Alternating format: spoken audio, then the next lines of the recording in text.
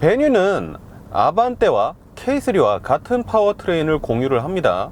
1.6 스마트 스트림 엔진에다가 CVT 미션을 물려놓은 세팅인데요. 아반떼와 마력도 동일하고 토크도 동일합니다. 차량의 무게 같은 경우에는 베뉴가 오히려 아반떼보다 좀 더 가볍고요. 근데 공인 연비를 보면 베뉴가 오히려 아반떼나 K3에 비해서 연비가 낮습니다. 같은 파워트레인을 공유하고 무게도 오히려 가벼운데 왜 연비가 더 낮을까요? 바로 그 SUV로 만들어져서 차량의 전고가 높고 A필러 같은 경우에도 상당히 곧추 서 있죠.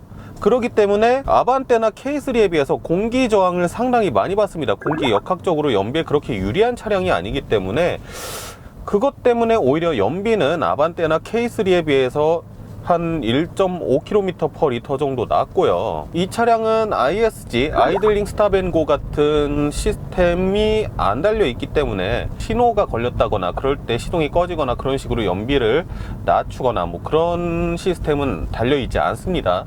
현대자동차가 CVT 미션을 그렇게 적극적으로 활용하던 회사가 아니죠. 보통 자사에서 만드는 6단 자동 변속기 2급에서는 특히 이 이전에 엑센트나 프라이드는 4단 자동 변속기를 썼어요. 근데 CVT를 이제 소형 엔진에 맞물렸다라는 건 그만큼의 연비를 이제 뽑아낼 수 있는 그런 방향성을 선택했다라고 볼 수 있겠는데요. 오히려 베뉴의 가장 낮은 트림인 스마트 트림 같은 경우에는 수동 변속기 모델이 준비되어 있는데 수동 변속기 모델보다 이 CVT 미션의 연비가 더 좋다고 합니다. 그리고 이 차량의 서스펜션 구조는 앞 맥퍼슨, 뒤에는 뭐 당연히 2급에 맞는 토션빔이죠. 코나 같은 경우에도 기본은 토션빔 서스펜션이 들어갑니다. 후륜에.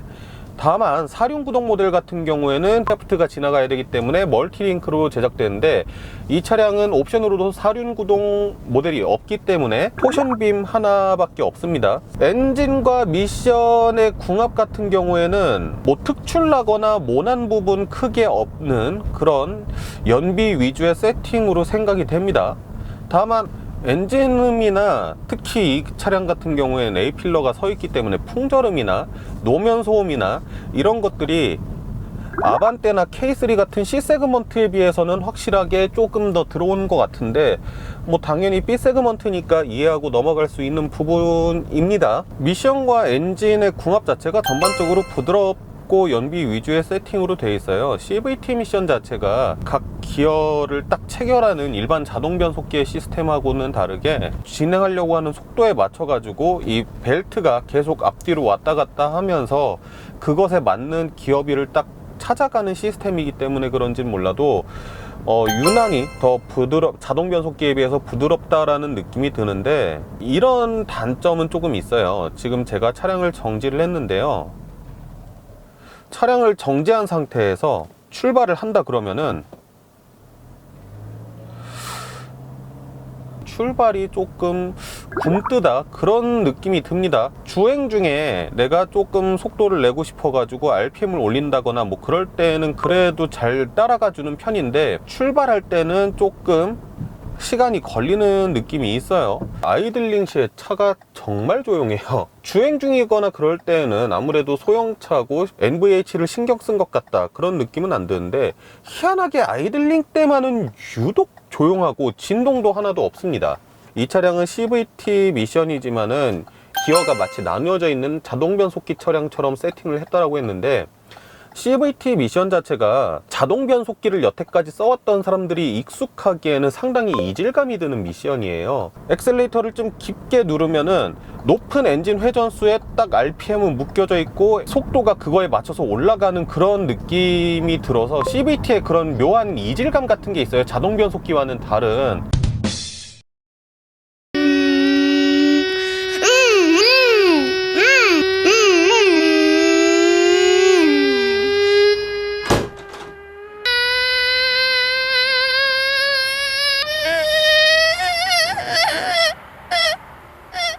실제로 운전을 하다가 이 차량이 자동 변속기 차량인지 CVT 차량인지 뭐 그렇게 알아차리기는 쉽지는 않습니다. 확실히 CVT 미션이다 보니까 이렇게 평온한 주행을 할 때에는 최대한 엔진 회전수를 낮은 곳에 맞물려 있게 하려고 노력하고 있어요. 엔진 회전수를 좀 높여도 엔진 질감 자체는 계속 부드럽습니다. 한없이 부드러운 차예요, 이 차는. 서스펜션 세팅 자체는 천천히 다니면은 전반적으로 좀 부들부들한 그런 느낌의 세팅인데, 근데 아무래도 뒷 서스펜션이 토션빔이라고 말씀을 드렸잖아요. 그러다 보니까 만약에 과속방지턱을 내가 못 보고 지났다 그러면은 좀 덜컹하는 느낌은 있습니다. 지금 이거 브레이크 안 밟고 넘어가 볼게요. 네, 조금 속도를 높인 상태에서는 그래도 충격이 있는 그런 세팅인데, 뭐 저가형 차량이니까 그 부분도 충분히 이해하고 넘어갈 수 있는 부분입니다. 대신에 이렇게 천천히 과속방지턱 넘으면은 상당히 부드러운 느낌이 들고요. 만약에 뒷좌석에 사람이 앉아 있는데 과속방지턱을 이렇게 크게 넘어간다? 뒷좌석 분들은 조금 힘들어 하실 수도 있을 것 같아요. 뒷좌석에 사람 모셨을 때는 최대한 운전 안전하게 하십시오. 이 차량을 아반떼랑 자꾸 비교해서 말씀드리는 이유는 차량 가격대가 딱 아반떼랑 맞아요. 아반떼랑 겹치는 가격대의 차량이에요. 그리고 파워트레인도 아반떼와 동일하고요. 근데 아반떼가 이 차보다 전장이 무려 600mm가 더 길어요. 60cm가 더 길다라는 얘기죠. 근데 이 차량의 전고가 W급의 SUV인 코나와 동일합니다. 결국 이 차량의 무게 중심이 대부분 윗부분에 많이 집중이 돼 있다라는 건데, 그래서 그런지 피칭과 롤링은 조금 있는 편입니다. 근데 어차피 이 차량 자체가 SUV를 표방하고 있고 좀 운전 재미를 느끼면서 달리고 싶다라는 분들이 이 차량을 선택하진 않겠죠. 이 차량의 용도에 맞게 주행을 한다라고 생각하면은 사실 롤링과 피칭 그렇게 크게 불안하거나 운전하는 데 있어서 거슬릴 정도로 크지는 않습니다. 좀 천천히 주행하는 선행 차량 추월해서 속도를 한번 올려 볼게요.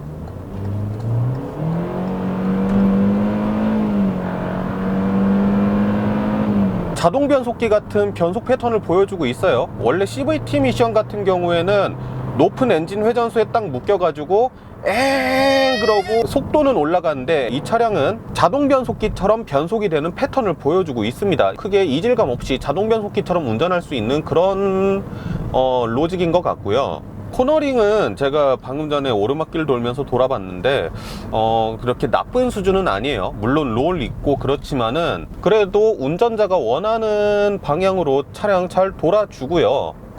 아반떼에 들어가는 파워트레인을 더 가벼운 차에 싣다 보니까 오히려 좀 더 경쾌하고 그런 느낌은 있습니다. 다만 전고가 높다 보니까 위가 좀 휘청거려 가지고 머리가 어지럽긴 한데, 그렇게 나쁜 수준의 코너링을 보여주고 있지는 않습니다.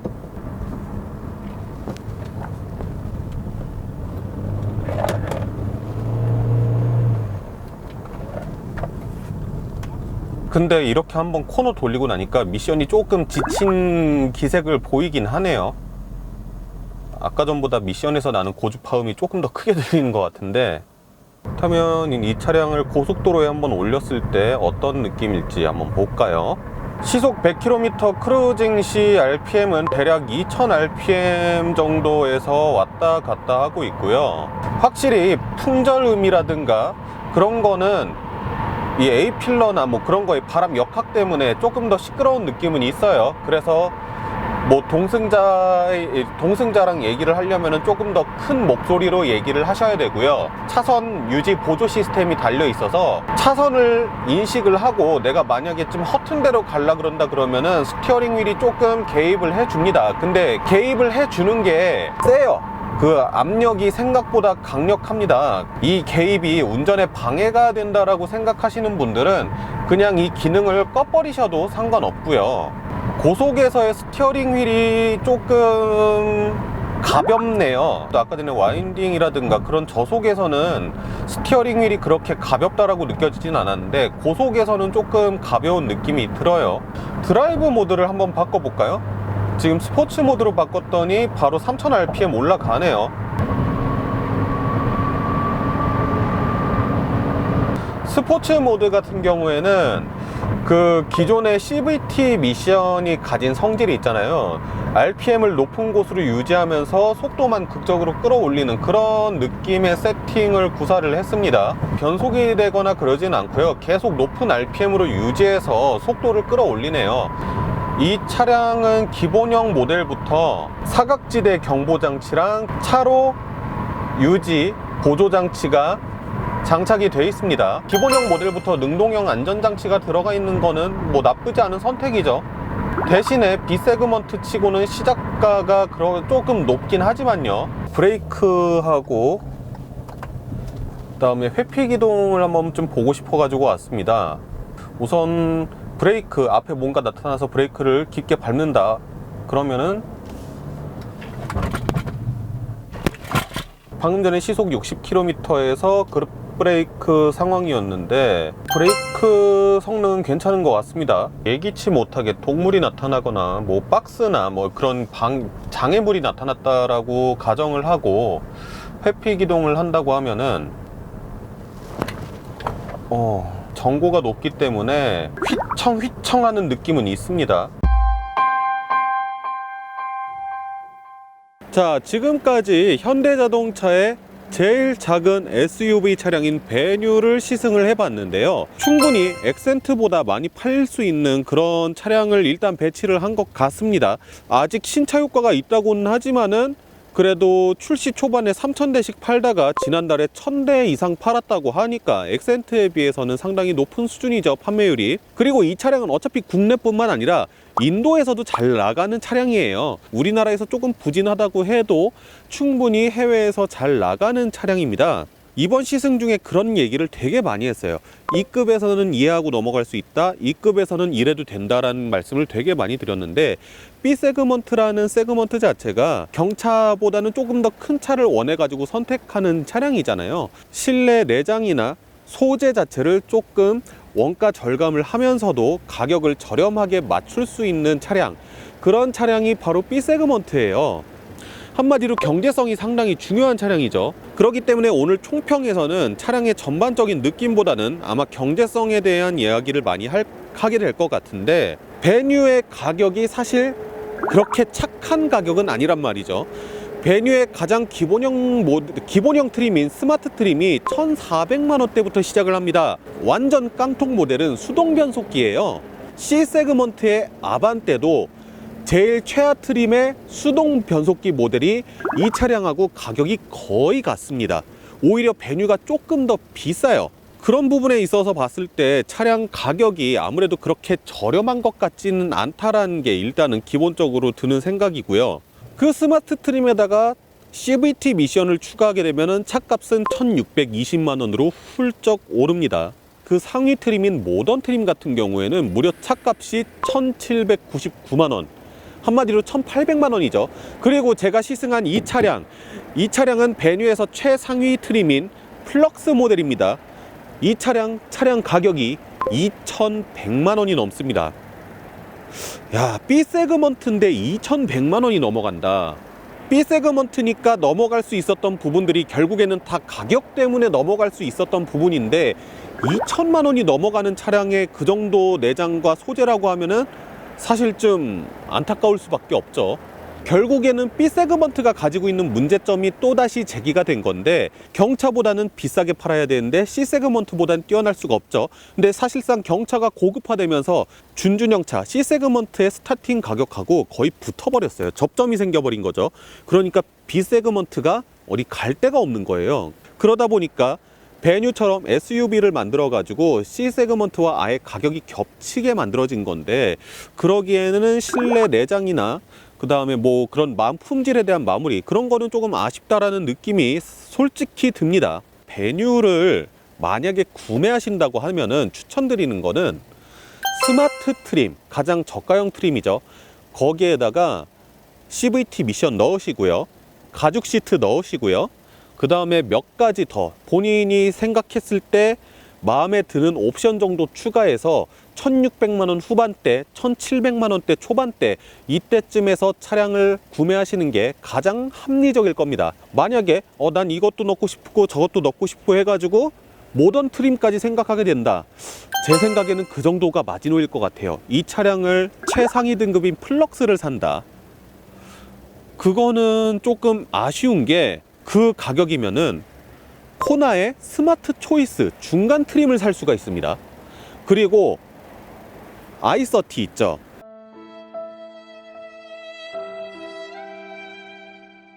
그 가격대에 경쟁력 있는 대상이 너무 많은 거예요. 그러니까 제가 생각했을 때 플럭스 모델보다는 차라리 저가형 트림에서 원하시는 옵션만 톡톡 넣어가지고 구매를 하시는 게 가장 좋은 방법이겠다라는 생각이 들어서 일단은 그 부분을 제일 먼저 명확하게 짚고 말씀드려야 될 것 같아요. 근데 스마트 트림에서는 좀 안타까운 게 있습니다. 첫 번째로 스티어링 휠이 틸트는 되는데 텔레스코픽 기능은 안 됩니다. 만약에 체형이 조금 독특하다, 아니면은 내가 시트 포지션 같은 경우를 상당히 많이 신경을 쓴다, 그럴 때는 텔레스코픽 기능이 안 되는 것 좀 치명적일 수 있고요. 두 번째, 현재 이 차량은 6개의 스피커가 들어가 있는데 스마트 트림에는 4개의 스피커밖에 안 들어갑니다. 옵션표를 좀 상세하게 봤어요. 그래서 옵션으로 상위에 있는 멀티미디어를 옵션으로 추가하면 혹시 스피커가 더 생길까 봤는데 그런 것 같지는 않더라고요.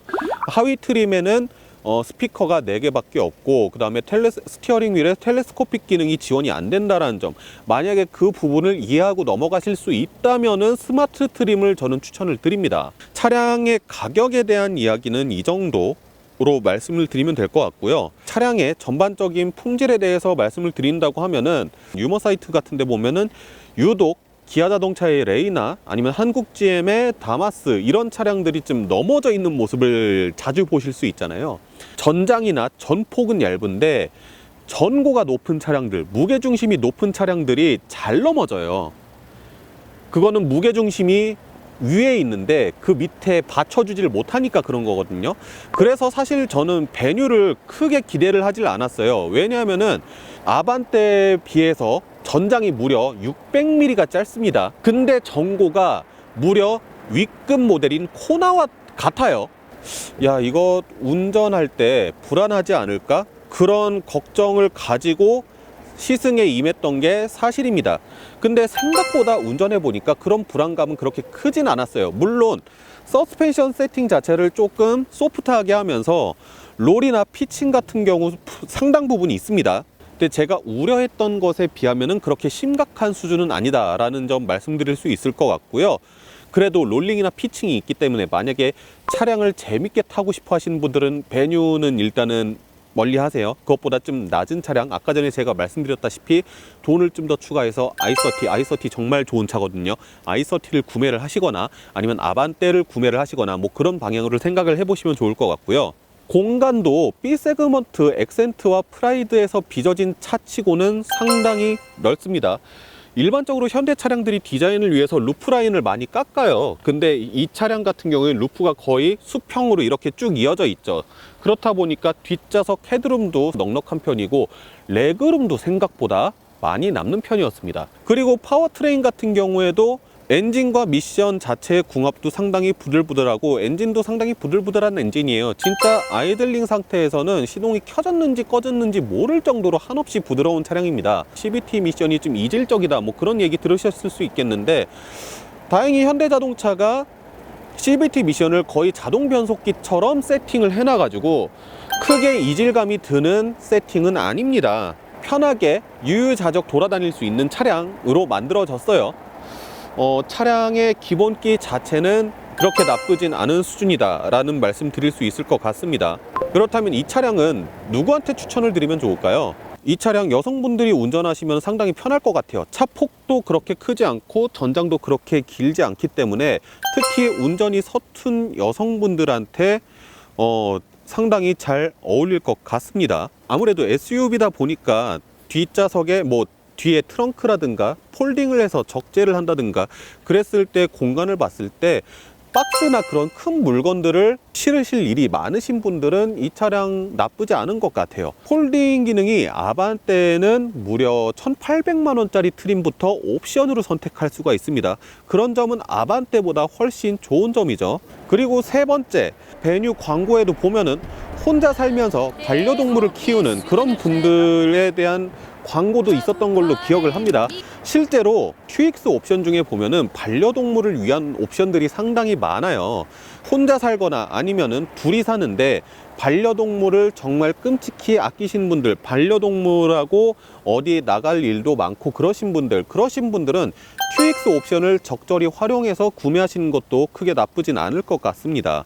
덩치가 좀 크신 분들 있죠. 저 같은 사람은 만약에 배뉴를 염두에 두고 계신다면은 쏘카에 요즘 보니까 배뉴 상당히 많더라고요. 한번 쏘카 차 빌려가지고 몇 시간 타보세요. 뭐 그냥 마실 나가듯이 짧게 타고 오시는 거 말고 한 3시간, 4시간 정도 타보세요. 모르겠어요. 이거 제가 그저께 허리를 좀 삐끗해서 그런 영향일 수도 있는데, 저같이 덩치 큰 분들이 앉기에는 시트가 불편할 수도 있습니다. 만약에 그런 분들이 배뉴를 구매를 염두를 해 두고 계신다면은 꼭 한번 쏘카 배뉴 빌려가지고 몇 시간이라도 타보세요. 이 배뉴가 굳이 아반떼와 K3와 같은 1.6 파워트레인을 선택할 게 아니라 조금 더 낮은 엔진을 선택해서 가격대를 낮추는 건 어떨까라는 생각이 들었어요. 왜냐하면은 이전 세대 엑센트 같은 경우에도 1.6 GDI 엔진을 단 차량 같은 경우에는 사실 아반떼와 가격이 거의 비슷했거든요. 그러니까 1.4 MPI 엔진을 넣는다거나 뭔가 그런 방향을 생각하면 어땠을까라고 생각했는데, 문제가 기아의 스토닉이에요. 기아의 스토닉 같은 경우가 1.4 엔진하고 1.0 터보 엔진을 얹고 있는데 차량 가격대가 배뉴와 거의 차이가 나지 않습니다. 배뉴의 가장 낮은 트림인 스마트 트림이 1,400만 원대부터 스타팅한다고 말씀을 드렸었죠. 스토닉 같은 경우에는 1.4 엔진을 얹고 있는데도 불구하고 스타팅 가격이 1,600만 원대입니다. 물론 스토닉에는 6단 자동 변속기가 기본으로 들어가 있어요. 이 차에 1.4 엔진을 얹고 현재 가격보다 싸게 판다? 스토닉을 완전 죽여버리는 방법이죠. 그거는 지금 스토닉 월 판매량이 약 300대 정도 나가고 있습니다. 사실 옛날에 엑센트나 프라이드와 비교했을 때 크게 다른 수치가 아니에요. 스토닉 때문에 사실 배뉴 가격 정책이 이러지도 저러지도 못하는 것 같습니다. 스토닉 같은 경우에는 배뉴보다 전장이 약 100mm 정도 깁니다. 10cm 정도죠. 휠 베이스는 60mm 정도가 더 길어요. 6cm 정도가 더 길고 대신에 전폭하고 전고가 배뉴보단 좀 낮습니다. 그래가지고 봤을 때 약간 키 크니 해치백 같은 느낌이 들어요. 배뉴가 전고가 높다 보니까 완전한 SUV의 느낌이 든다면 스토닉은 약간 볼보의 V40 크로스컨트리 같은 그런 키 크니 해치백 같은 느낌이 드는데, 스토닉 때문에 배뉴가 뭔가 가격을 더 낮추기로 상당히 애매한 포지션이거든요. 스토닉이 왜 이렇게 비싼지 한번 좀 궁금해서 타보고 싶긴 한데 시승차가 없다고 해가지고 제가 지금 당장 어떻게 마련할 수 있는 방법이 없네요. 기회가 된다면은 뭐 쏘카나 뭐 그런 곳 차량을 빌려서라도 한번 타볼 수 있는 기회 한번 가졌으면 좋겠네요. 지금 촬영하고 있는 날이 크리스마스예요.